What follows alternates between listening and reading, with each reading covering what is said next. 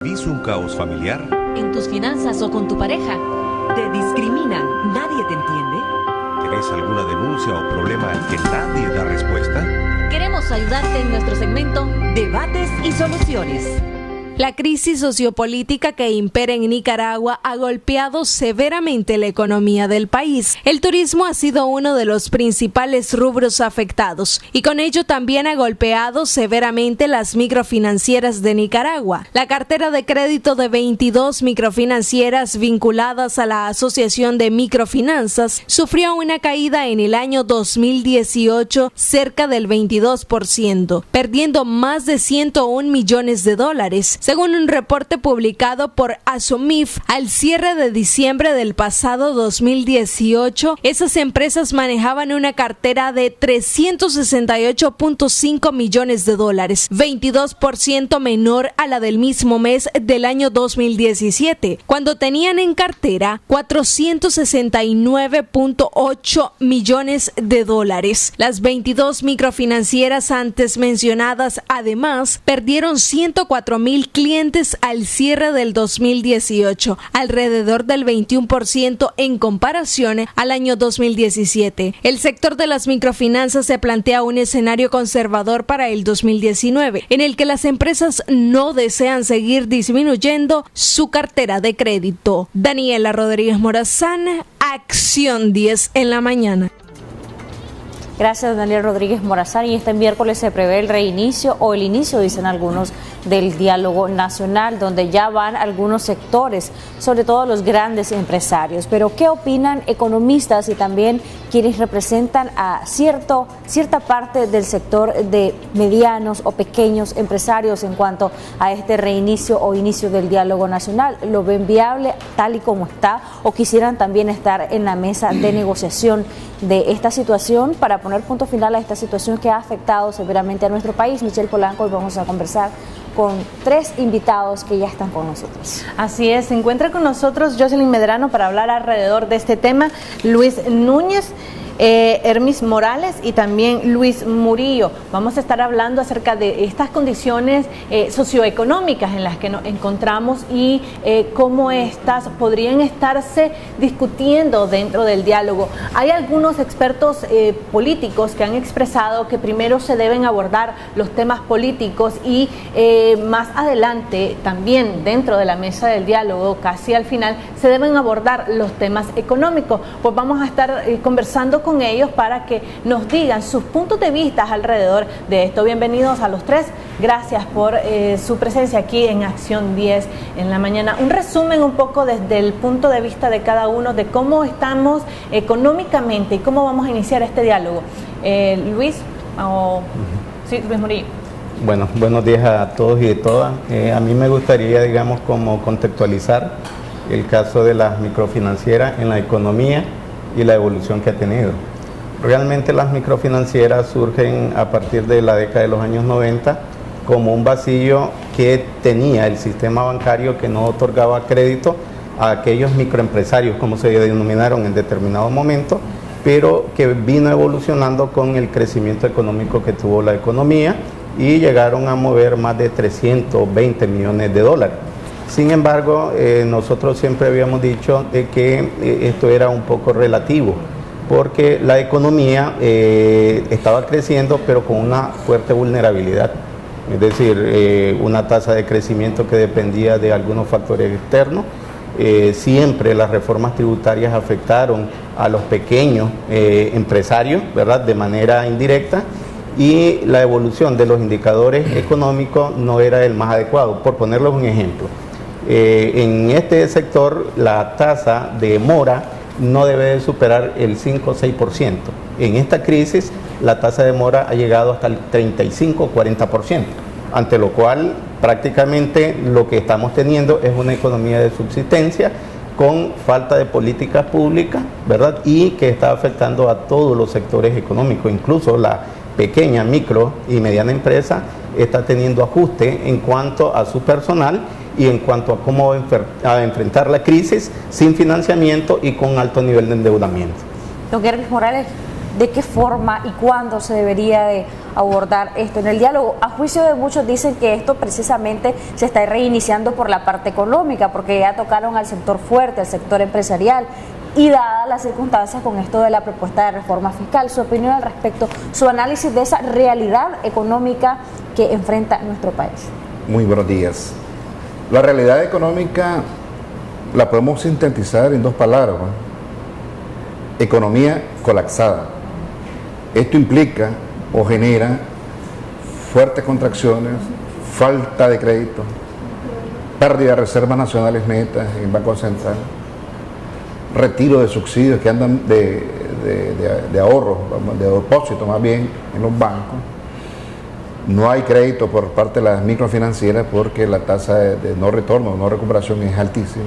Los bancos mismos no están y en consecuencia toda la economía nacional está colapsada. Esta variable importante hace que el gobierno de la República, en comunión con el gran capital, observen la necesidad imperiosa para todos los nicaragüenses de un diálogo nacional. Sin embargo, no se puede, y lo quiero decir con claridad meridiana, estar hablando precisamente de un diálogo y vamos a ver qué pasa luego, porque yo quiero decirle a todos los amigos televidentes que a don Daniel Ortega no se le debe ni creer un tantito así. Por lo tanto, la reserva a creer de parte de la mayoría de los nicaragüenses es muy altísima en no creerle la buena voluntad que tenga el gobierno. Sin embargo, como noticia es buena, pues dentro de 2 días se van a reunir y la primera condición, sine qua non, la primera, después del saludo protocolario, es que todos los más de 770 presos políticos deben de salir de inmediato y que retorne hacia todos los nicaragüenses la paz social y los derechos constitucionales que tenemos. Poder hablar libre, a la prensa, que tenga toda la movilización y hacer eso, el derecho a la movilización, el derecho a asociación, el derecho a todo. Eso tiene que retornar porque está consignado en la Constitución. Y como punto y aparte, después de que dije pues, que está colapsada y que lo hacen porque hay un problema económico en efecto, también merece mi medio minuto este muchacho que está en huelga de hambre, el periodista colega de ustedes, Mora. ¿Por qué digo que merece mi atención? Porque yo he estado 2 veces en huelga de hambre en mi vida en condiciones aceptables y es horrible, espantoso, los dolores, las incomodidades y teniendo el baño cerca, teniendo un médico cerca y él que está en huelga de hambre, que no tiene nada de lo que le estoy señalando y entonces merece no solo mi respeto, sino que merece la solidaridad de todos los periodistas de Nicaragua y sobre todo del pueblo nicaragüense. Resumo, pues, la cuestión económica está colapsada y quiero señalar que Hermis Morales, en su calidad de dirigente, en su calidad de economista, en su calidad de abogado y como ciudadano, le mandé un mensaje a Daniel Ortega el 20 de mayo, un domingo que me llegaron a echar preso a mi casa y me llevaron a las colinas y le mandé a decir con este general jefe de inteligencia a Daniel, 1, que pidiera perdón por los 70 muertos que iban, 2, que corriera la doña Chayo Murillo porque mucho estaba afectando todo el país, y 3, que adelantara las elecciones para que hubiese un desenlace con menos dolor como que hoy tenemos. Entonces hemos estado haciendo nuestra parte y total, pues, le quiero también manifestar que el jueves pasado en la pequeña industria de la familia se tocó el tema con los trabajadores y están tan conscientes que van, para no correr a 6 trabajadores, amigos de ellos, colegas de ellos, disminuir ciertos beneficios drásticamente para no correr a 6 trabajadores, que significa correr el 40% de los que están trabajando con nosotros, que implica para mis colegas economistas acá, que es el 40% que está desbaratado en este país, en todo el sentido de la palabra, el 40% de tus ingresos, el 40% de tu nivel de vida, el 40% de tu capacidad de pago, el 40% de la venta en todas las empresas, etcétera, etcétera, etcétera. En materia económica, precisamente, Luis Núñez quizás nos aporta en este sentido, y luego cada uno de ustedes también. ¿Qué tanto se debe pedir, qué tanto se debe demandar en materia económica en la parte del diálogo? ¿Por qué nos estamos refiriendo más a esta parte, verdad? No es que lo otro no tenga relevancia, por supuesto que la tiene, pero hablando de economía, ¿cuáles serían esas demandas puntuales quizá? Y sí, a nivel general, su análisis también sobre esta realidad económica que enfrenta Nicaragua. Sí, buenos días, gracias por la oportunidad. Ya le hemos estado diciendo, estamos repitiendo incluso desde el año pasado, es decir, aquí el problema de la economía es el problema político. Es decir, no se trata de que vamos a hacer análisis, por ejemplo, de estrictamente de economía, las exportaciones han caído, pero eso, las exportaciones no han levantado, tenemos apenas un nivel, no superamos los 2.000 millones de dólares en exportaciones. Hay otros temas de productividad, competitividad, que no nos equivoquemos, no es tema del diálogo. Es decir, el diálogo, lo que nosotros tenemos que ir a analizar en el diálogo, independientemente de que los actores representen al gran capital, independientemente de todo, esto no es un diálogo económico, es un diálogo político.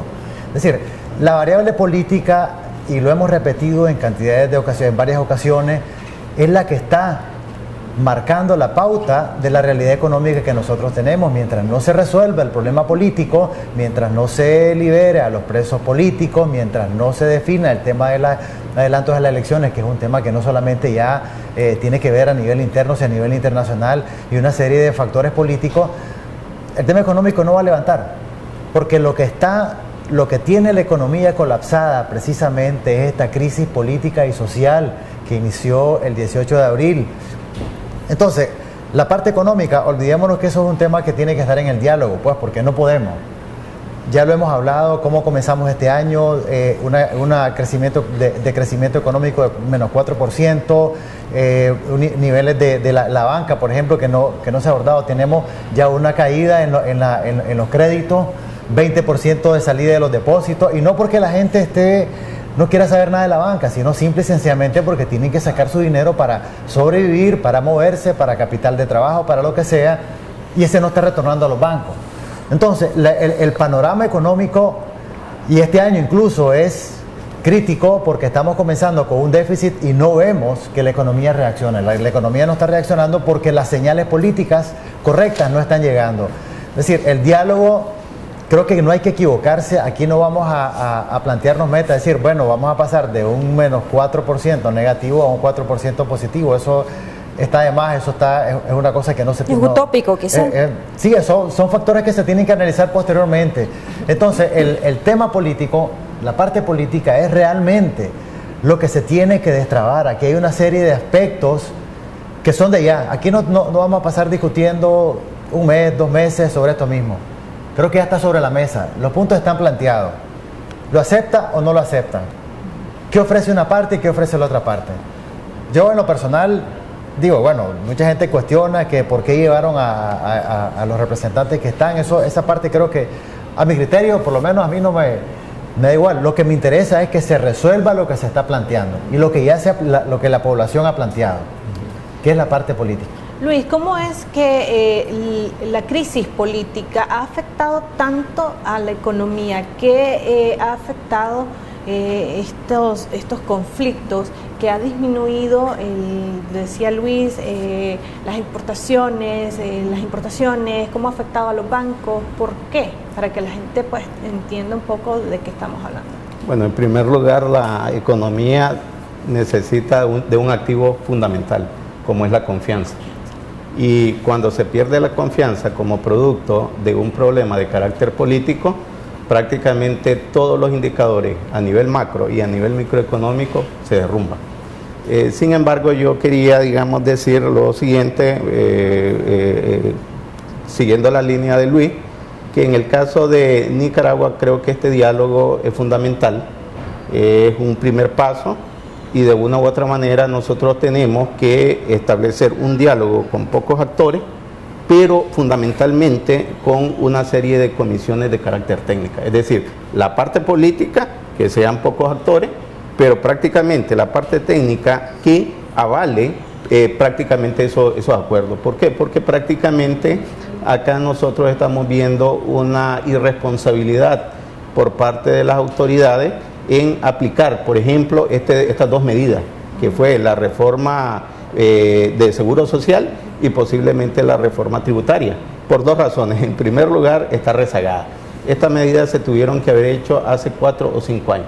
Y en segundo lugar, sobre los hombros de la mayor parte de la persona vulnerable está recayendo el costo económico prácticamente con el costo político. Voy a poner un ejemplo. Yo accedí al dictamen de la Comisión Económica de la reforma tributaria y a mí me llamó bastante la atención lo siguiente.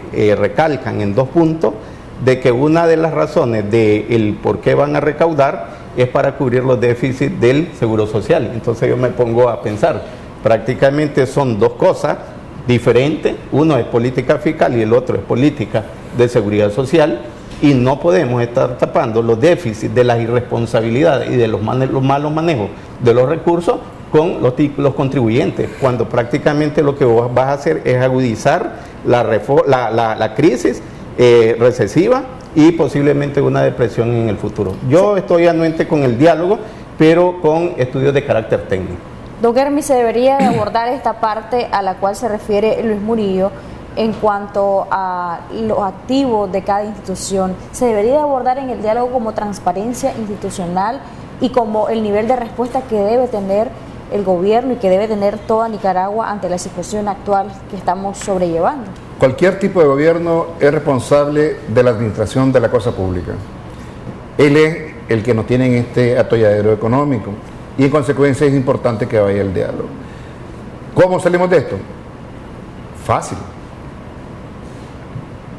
Que se vaya Daniel y compañía. Sencillo. Y ahí va a generar confianza en el inversionista local y en el inversionista internacional. ¿Por qué? Porque aquí se necesitarán, por lo menos por los próximos 10 años, una inversión fluida y directa y extranjera de 1.000 millones de dólares anuales. Eso no es más, para que no se asusten, los 500 millones de dólares que tenía por la ayuda venezolana Daniel y por los otros 500 millones anuales que nos estaba endeudando a nosotros. Entonces este tipo venía y tenía 1.000 millones de dólares que en virtud de ser invertidos, eran objeto de malas prácticas administrativas, pues, y ya conocemos lo que me refiero con eso. Entonces, sí se necesita confianza. Para que se genere confianza hay otra modalidad de gobierno, porque a este nadie le cree. ¿Por qué vamos al diálogo? Simple, porque ya el gran capital va a estar bastante afectado, pero quiero decir una cosa, las MIPYME estamos afectados desde siempre, y hemos puesto el lomo, y seguimos poniendo el lomo. En consecuencia, es correcto el diálogo político, que se desarrolle ya en corto plazo, las condiciones ya el pueblo lo ha manejado, lo ha expresado a través de las redes, a través de ustedes mismos. Y 2, inmediatamente, entre más rápido hagamos un proceso electoral de elecciones adelantadas, va a cambiar el gobierno y en consecuencia va a venir la inversión internacional, porque acordémonos que la ley NICA-AT apenas se está sacudiendo las alas, ni siquiera la ha estirado completamente para luego dar el zarpazo. Y viene un montón de listas y en consecuencia no solo personas naturales, sino que instituciones y algunos miembros me han comentado del gran capital, pero esto es especulación. De tal suerte que no permitan que las alas de la NICA se abran totalmente, que no permita que después del 13 de marzo la Unión Europea dé sanciones a Nicaragua y en consecuencia pues les vuelvo y reitero, por respeto a mí mismo y a todos ustedes que me están viendo, aquí el problema de la economía se llama Daniel Ortega. Luis, esta propuesta de reforma que está supuesta a ser discutida este miércoles, el mismo día casualmente que va a iniciar el diálogo nacional, ¿qué papel juegan en la mesa del diálogo? Sí, mira, yo he expresado mi opinión con respecto a eso. Yo siempre he insistido, estas reformas están totalmente fuera de contexto, es decir, no es el momento para seguir deprimiendo la economía. La economía, los indicadores básicos de la economía se están deteriorando aceleradamente. Es decir, ya aquí ya no podemos decir, bueno, de un mes a otro, ahora es de un día a otro. La gente no está pagando no porque no quiera, no porque estemos fomentando una nueva cultura de no pago, ya, sino porque la gente realmente se está quedando sin trabajo, los niveles de desempleo van creciendo, se van acelerando, empresas ya están llegando al límite. dicen algunos, bueno, vamos a comenzar a reducir personal, decía Hermes, pero eso tiene un límite. O sea, llegó un momento en que ya no puedo hacer, ¿a quién voy a despedir si ya no tengo a nadie que despedir? Lo que me queda es cerrar.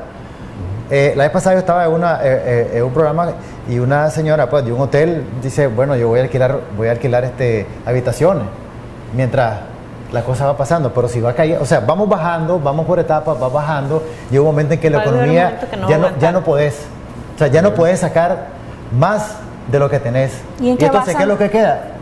Quedas lo que te queda es cerrar, ¿verdad? Y entonces, y eso está llegando ya permeando no solamente a las pequeñas, sino ya comienza a permear también a la gran empresa. Vemos los indicadores de los bancos, vemos los indicadores de la gran empresa, el turismo está colapsado. El diputado Wálmaro Gutiérrez, precisamente la semana pasada, a raíz de que iba a iniciarse la discusión de esta reforma, aseguraba de que la gran empresa era la que iba a sufrir un poco más el aumento de los impuestos y que ella estaba capacitada, que ella tenía suficiente dinero como para resistir esta reforma. A su punto de ver, ambos creen que esto en realidad es así, o sea, la gran empresa va a continuar trabajando en las mismas condiciones con esta propuesta de reforma.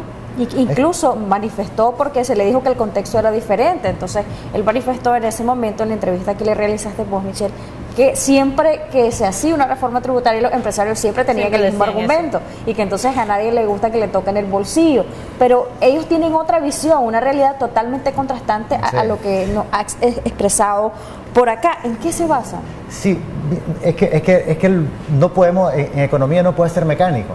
Es decir, no, porque esto lo hicieron yo la vez pasada, creo que alguien habla, vemos una noticia de que dice, Walmart dice que se va del país si se aprueba la reforma tributaria, 2009. Se aprobó la reforma y está Walmart. Sí. ¿Verdad? Estamos ahora en un contexto totalmente diferente. Es decir, toda la economía está siendo afectada. Toda. No por un problema de una reforma tributaria, que eso... Todos los países viven discutiendo reformas tributarias, reformas a las pensiones, etcétera. El problema es el contexto. La economía se vino en picada. Es decir, el problema es que nosotros tenemos una economía colapsada, golpeada, herida. Entonces comenzamos a buscar dinero, como decía Luis correctamente, para tapar déficit. El año pasado el gobierno transfirió 4.500 millones de córdobas al INS para poder pagar. O sea, ¿qué nos está diciendo eso? Que no podemos sacar dinero de donde no hay. Ese es el punto. El diálogo, las empresas no van a poder dar las respuestas. Claro, es que por eso, que toda la vida los empresarios, si lo van a seguir haciendo siempre, cuando van a una reforma, van a decir, nos afecta. Viene esto, viene el salario mínimo, nos afecta. Viene lo otro, eso es.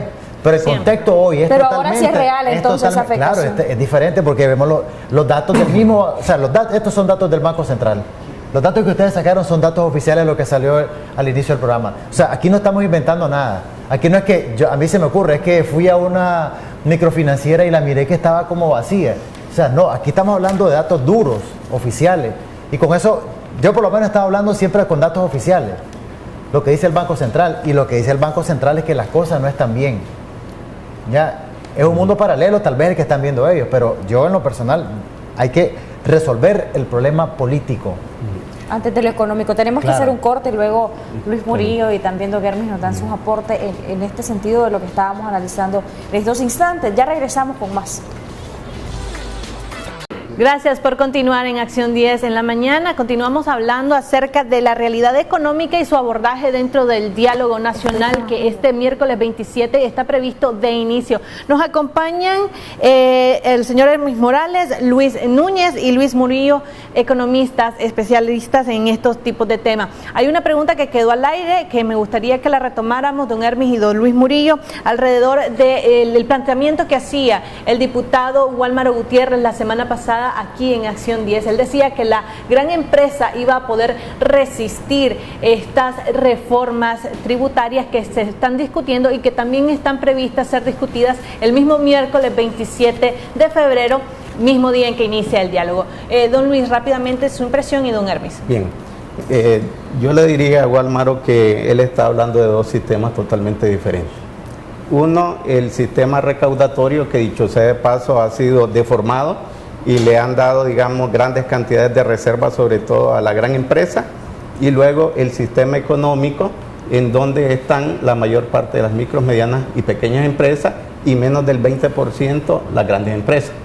Entonces, de acuerdo a este planteamiento, yo lo que he dicho es de que los diferentes gobiernos, no solo esto, han establecido acuerdos en la empresa y han creado una acumulación que les permiten, en este caso, enfrentar la crisis.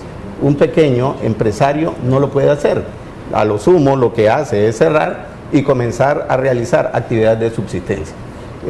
Yo estoy totalmente de acuerdo con Luis Núñez, ¿verdad?, y con Hermes, de que las reformas no son el momento adecuado y que prácticamente lo están haciendo como una medida recaudatoria y de manera consciente, porque no podría ser de manera inconsciente, deprimiendo más a esta economía y afectando sobre todo al mayor generador de riqueza de este país. Es decir, la micro, mediana y pequeña empresa generan más del 75-80% de la riqueza de este país, pero nunca han tenido una política, ¿verdad?, adecuada para poder desarrollar sus actividades económicas.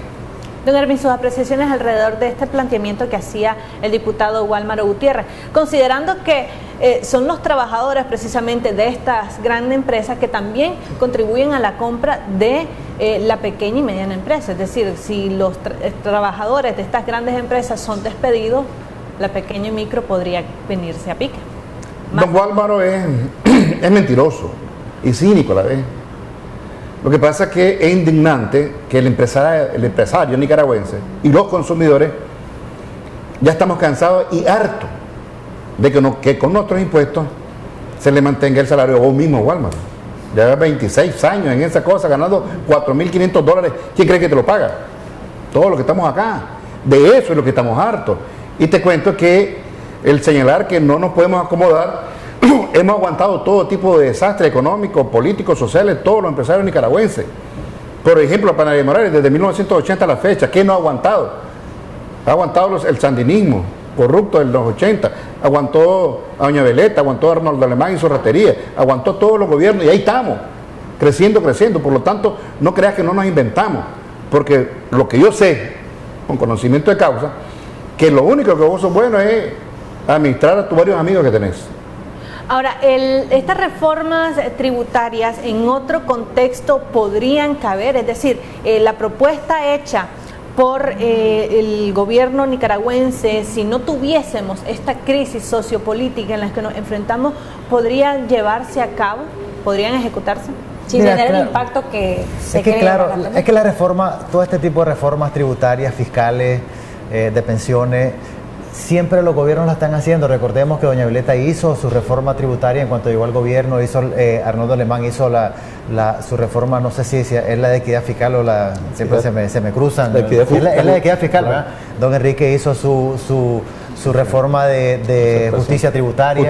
¿verdad? Y ahora tenemos la ley de conservación. O sea, todos los gobiernos es válido hacer un análisis y hacer una reforma tributaria. Este gobierno lo hizo en el 2014, hizo otra reforma aparte de la que ya había hecho. O sea, una reforma a la ley de concertación tributaria en 2014. Es decir, los contextos son diferentes. Yo por eso insisto, para explicar este tipo de reforma, en todo caso lo que deberían de hacer es salir los técnicos, los que saben. Es decir, nosotros ya no queremos respuestas políticas, no queremos explicaciones políticas de que todo está maravilloso, todo está bien. Que venga entonces el presidente del Banco Central, el de Hacienda, y que nos digan economía real, tal como está, versus reforma. Y analicémosla técnicamente. ¿Es válido? ¿Se sostiene realmente esta reforma versus la economía real? Con todos los indicadores que tenemos, nosotros y ustedes incluso sacaron lo de las microfinancieras, vemos cómo están los bancos, vemos cómo está el comercio, el IMAE, el indicador mensual de actividad económica, y comencemos a analizar eso. Todas las actividades están en saldos negativos, todas. Menos 40. ¿Ya? Y entonces vamos a venir ahora a hacer una reforma tributaria, vamos a hacer una reforma LINS, que a lo mejor se justifica, de acuerdo, pero el momento no es el correcto, no es el momento adecuado. O sea, todos los gobiernos, como decía, han hecho reformas, han movido los techos de cálculos del INS, ¿verdad? Desde Arnoldo Alemán hizo una de las más fuertes, ya que tenía décadas de estar ahí anclado, y entonces pero la hizo. con todo eso, pero este momento no es el correcto y tampoco el diálogo no es el diálogo. Yo creo que no hay que caer en la trampa. La reforma tributaria no tiene que ser un tema del diálogo, pues en lo más mínimo. Ahí lo que se tiene que discutir temas ya que están planteados. O sea, la gente que esté en las cárceles, por ejemplo, no vamos a estar, los vamos a someter al estrés esperando meses que sigan ahí. Aquí hay que resolver esos temas. Hay una serie de temas que hay que resolver ya para generar lo que se ha dicho, confianza. Para que haya confianza, para que la inversión regrese, para que los consumidores consuman, para que todos comencemos nuevamente el camino de la normalidad. Luis, usted que ha podido leer esta ley, el dictamen de ley de los diputados, ¿hay alguna explicación técnica alrededor de estas propuestas que se han hecho? Pues explicación técnica están después de las 18 páginas subsiguientes, es decir, en las primeras 18 páginas están los considerando y la justificación. Sin embargo, yo quería, digamos, decir dos cosas. Uno, ninguna sociedad va a aceptar de prima a primera un aumento de impuestos o de pago de impuestos. Es decir, toda sociedad, todo empresario, toda persona va en este caso a... en segundo lugar, creo de que esta reforma tributaria debe de no seguir tapando parches. ¿Por qué? Porque el problema es la naturaleza, por ejemplo, del sistema tributario en este país, y prácticamente tenemos décadas de tener un sistema tributario de carácter regresivo y no hemos hecho lo necesario para hacerlo progresivo. Es decir, todas estas, la ley de equidad fiscal, la ley de concertación tributaria, la ley, ¿verdad?, etcétera, del 2014 hasta esta fecha hemos tenido 3 reformas. Y prácticamente la naturaleza sigue siendo de carácter regresivo. Y prueba de ello es de que todavía más del 82% de la recaudación son impuestos indirectos. O sea que no ha sido de grandísima ayuda en su forma. Su conclusión era... No, lamentablemente estamos con una economía colapsada y eso hace que el sector formal, o sea, más bien la formalidad de todo nuestro empresariado vaya y se vaya dedicando a la informalidad, y por eso que usted y yo estamos viendo en los barrios y en todo donde vayamos empresas cerradas o establecimientos de comida rápida en las paradas y en las esquinas de los buses. Eso es triste. Lugares en alquiler también decían eso. Odioso, ha bajado el alquiler. Gran cantidad de lugares que están ahí porque los negocios ya no están operando de la misma forma. Partiendo de esta realidad que es más que evidente en las calles, sus conclusiones también. Sí, tenemos hay que actuar con sentido común y volver para buscar la normalidad lo más pronto posible. La economía, creo que no podemos llegar al segundo semestre en esta situación, no podemos. La economía no está preparada, no está soportando realmente estos impactos. Y es tiempo de comenzar a resolverlo, y se comienza por la parte política. Insisto, es la parte política la que hay que resolver. Ojo, no se arregla por decretos, no se arregla por leyes. Esto se genera o se arregla con confianza, con inversión y con trabajo. Muchas gracias a los por habernos acompañado. Fue muy enriquecedor conversar con ustedes y analizar desde el punto de vista económico y del diario vivir como empresario y como economista este tema de tan gran importancia. Perfecto, muchísimas gracias.